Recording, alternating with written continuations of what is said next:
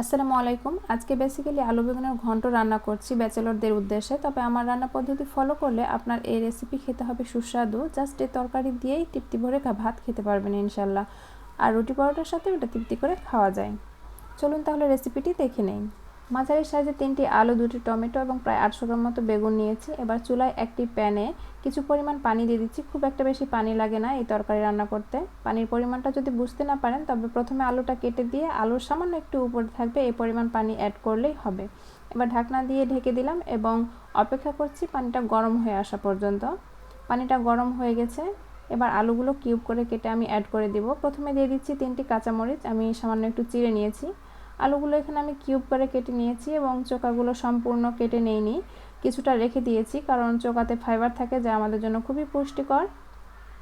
So আলুগুলো আমি এখানে অ্যাড করে দিলাম।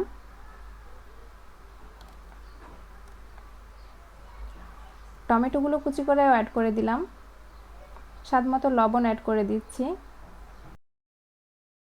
দিচ্ছি হাফ টি স্পুন হলুদ গুঁড়ো, 1/4 টিস্পুন ধনে গুঁড়ো, 1/3 টিস্পুন জিরা গুঁড়ো, 1/3 টিস্পুন কাশ্মীরি মরিচের গুঁড়ো। এটা জাস্ট কালারের জন্য অ্যাড করছি, এখানে কোনো ঝাল হবে না।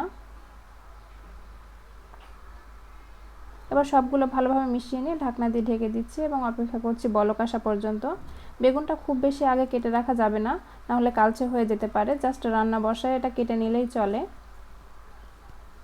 বেগুনের মধ্যে থাকা পলিফেনল অক্সাইডেজ এনজাইম অক্সিজেনের সাথে প্রতিক্রিয়া করে এটা কালচে দাগ তৈরি করে। তাছাড়া বেশি গরম ও আর্দ্র পরিবেশেও এটা কালো হয়ে যায়। আমি বেগুনটা মধ্য বরাবর চিড়ে ভালোভাবে দেখে নিয়েছি কারণ এটার পাতাটা খুব নরম থাকে, যার কারণে এটাতে খুব পোকা থাকে বা পোকা লেগে যায় প্রাকৃতিকভাবেই।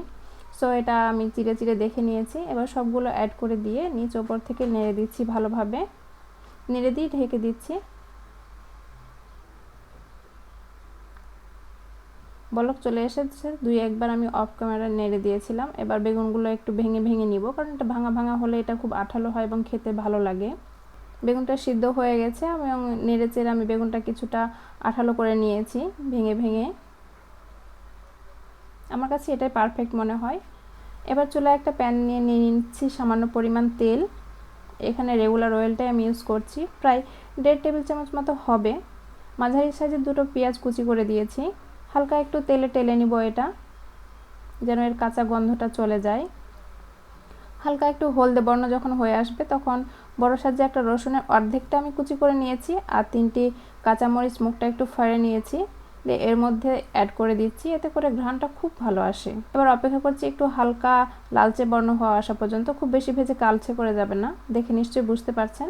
এবার রান্না করে রাখা তরকারিটা এর মধ্যে কিছুটা অ্যাড করে দিচ্ছি। অ্যাড করে দিয়ে এটা নেড়ে চেড়ে মিশিয়ে নিব। এতে করে এর ঘ্রাণটাও কন্ট্যাক্ট থাকে। এই প্রসেসে যদি আপনার বাগার দেন।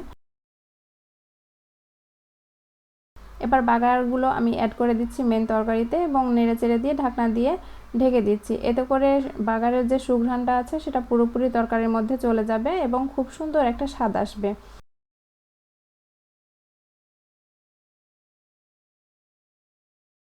অপেক্ষা করছি প্রায় 3 মিনিটের মতো।